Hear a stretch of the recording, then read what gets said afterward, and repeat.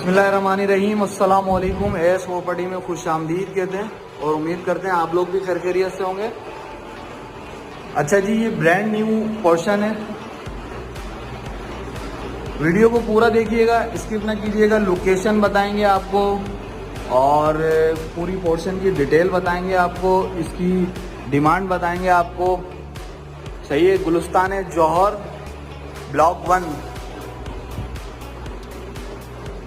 गुलिस्तान जौहर block 1 में जो portion है ये ग्राउंड प्लस 3 की बिल्डिंग है ये।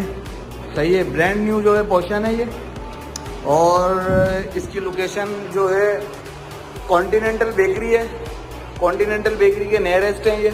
बहुत अच्छी लोकेशन है ये, ब्लॉक 1 में है और 3 बेड लॉन्च के है ये 150 गज पे पोर्शन बना हुआ है। ठीक है, 150 गज पे इसके सामने आमने सामने जो है पोर्शन बने हुए। 3 बेड लॉन्च का इधर है, 3 बेड